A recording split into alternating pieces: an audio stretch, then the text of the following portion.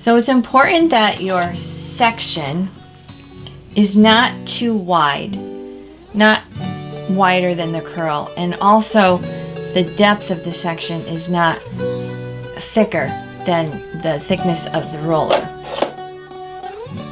So it just helps keep it neat, and I am going to go for as much volume as possible, so I'm going to over direct the base. So that means the base will go in that direction and then come in the other direction. So this will give that really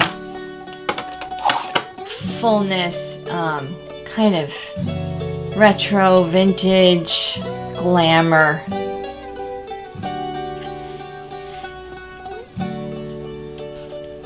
So it's over directed. Over directed is when you see real estate right there.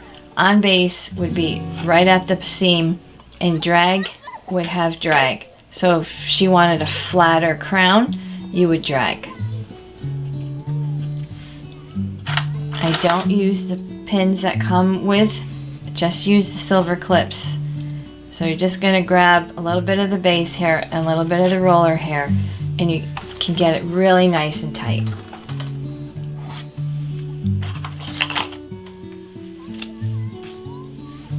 Now I'm going to come out and do it on base.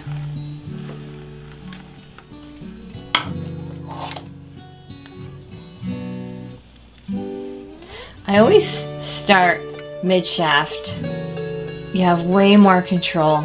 I've seen students, start at the tip and roll, and it's frustrating and the hair pops, and start mid-shaft.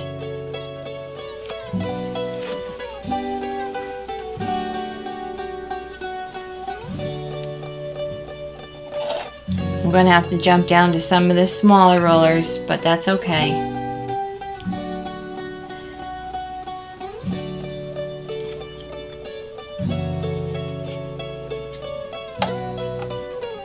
Sometimes when you get lower and you can't pin it right to their ear, whatever, so then I just clip it and clip the two together. Take the comb down so you can see. Clip the two together like this.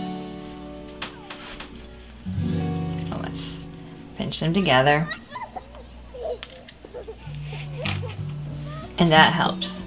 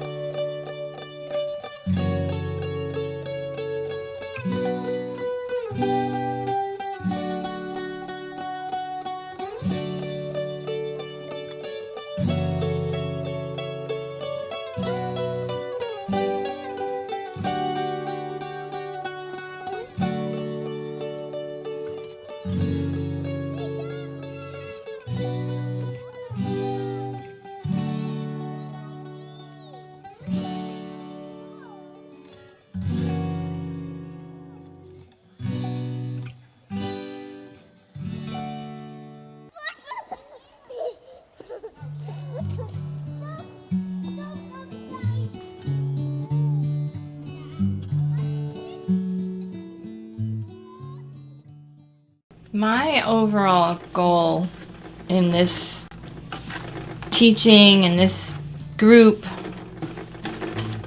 in the videos is for you to expand you.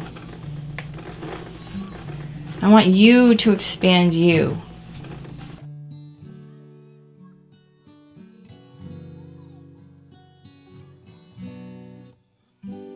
Have fun, even, you know, getting your mannequin heads of different lengths. I think this is the second time I've ever done a balayage because it wasn't a thing when I was behind the chair. So it's been fun to play with colors, play with my heads, and I want you to have a sense of play. Get back that sense of play.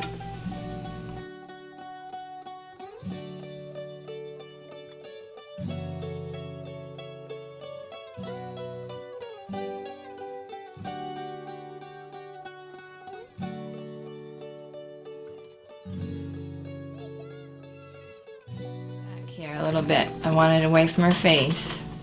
I don't want it big. I don't want that pop out here. I just want it away from her face a little.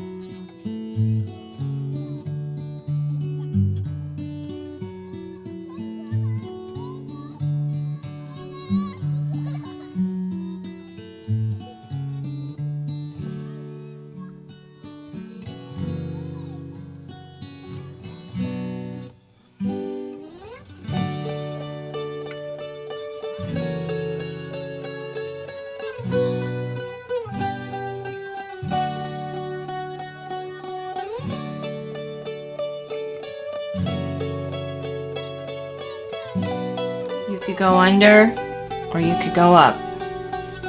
That's the beauty of a roller set.